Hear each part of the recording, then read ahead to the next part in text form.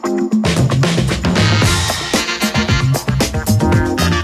up, family? It's Marv, OneRepAtATime.net with a brand new exercise tutorial. Today's going to be on the cable crossover. Now, you're about to see, technically I don't cross over, but that's what we're going to call it. That's what most people know about it. But with all of our exercise tutorial videos, what I highly encourage you to do is watch this through. Let me go over the setup, mental cues, coaching points, tips, tricks, all that good stuff.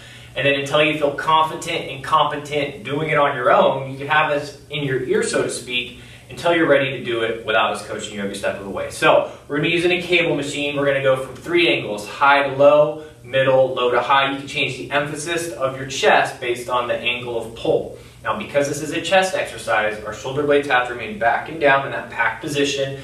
It looks something like this. Now, it's a little bit harder to do this because we can't lie on a bench and roll up that towel to kind of exaggeratedly put our chest nice and tall with our shoulder blades retracted and downwards. So that's something we're going to have to practice. Be patient. It takes some time to get used to. In my opinion, it's one of the harder things to learn in lifting. Once you get it down, it'll be good to go. So we come up to a cable machine at its highest position. This is going to be very similar to the chest activation, at least this angle of pull. But because we're using a heavier weight, we're not holding the contracted position as much. And we're just getting a big stretch and a quality contraction, but we're going heavier weight because we actually want to work the muscle.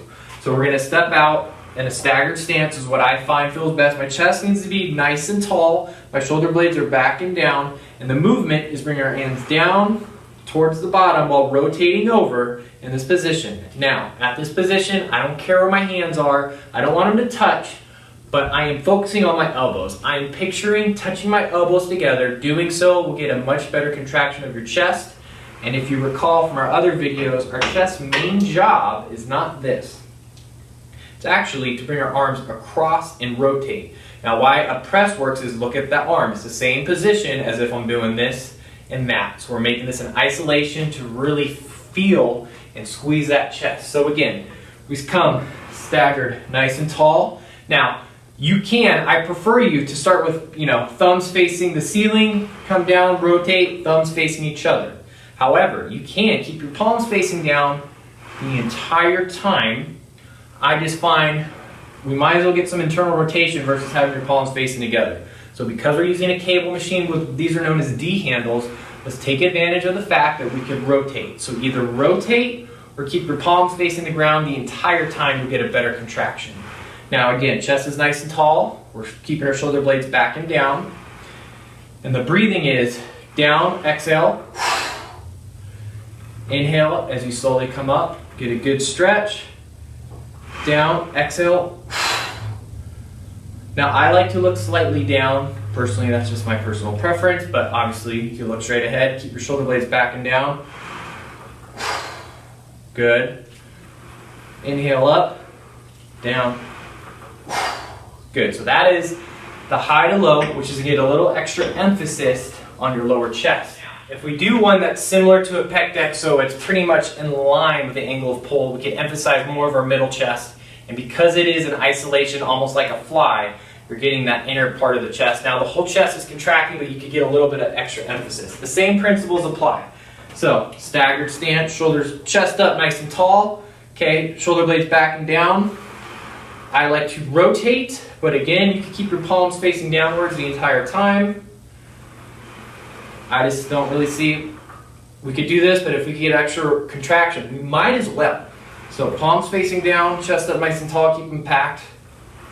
Or again, breath in, breath out, rotate them over. So that's how you can emphasize the middle of your chest a little bit more. Last but not least, we have the low to high. Now I like this because it mimics the angle of these fibers right here. So we want to pull an angle with these fibers to get this upper portion of the chest, which is hard to activate unless you're doing something like a guillotine press, which is kind of risky, or our very own chest abducting shrug. But I digress. We can still challenge that part of the muscle because we're pulling upwards. This is the one variation of a cable crossover that I see done incorrectly all the time.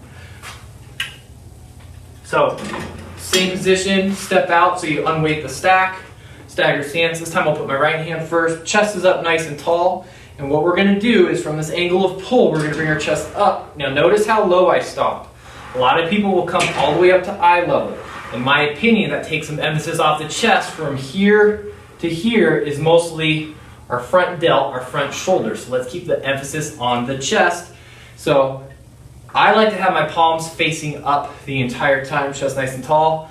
It's exhale and squeeze, squeeze, squeeze. So I'm stopping right about nipple line. Good, get a good stretch. Inhale, up, exhale. Squeeze, good. Control it. I don't want that.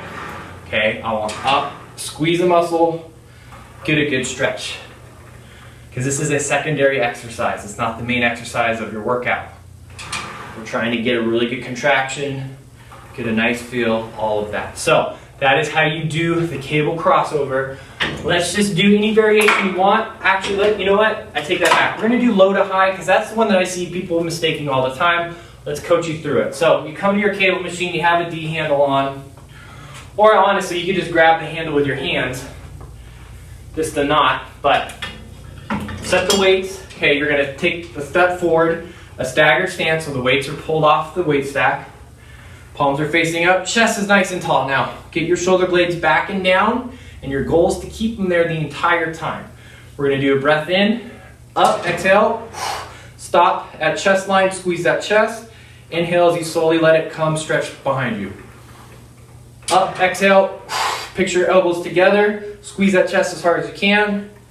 Inhale, slowly let it come back, keep that chest nice and tall, keep those shoulder blades back and down. Up, exhale, stop at nipple height, squeeze your elbows together, picture squeezing that, squeeze that chest.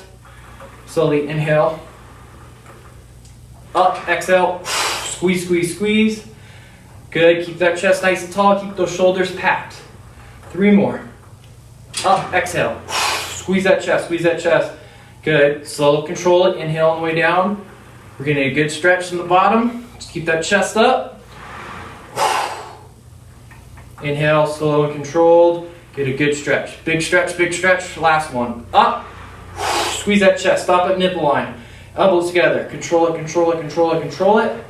And that, family, is how you do the cable crossover 3 different ways, 1 rep at a time. Thank you for watching this video in its entirety. If you liked what you saw, you wanted to see what else we could offer you, check out onerepatatime.net. So this is not just a YouTube channel, this is a fitness and recovery mindset, blog, training service, nutrition programs, online, remote, private personal training, all of that. So if you like what you saw, want to get more information about how we can help you reach your fitness goals 1 day, 1 set, 1 rep at a time, check out onerepatatime.net.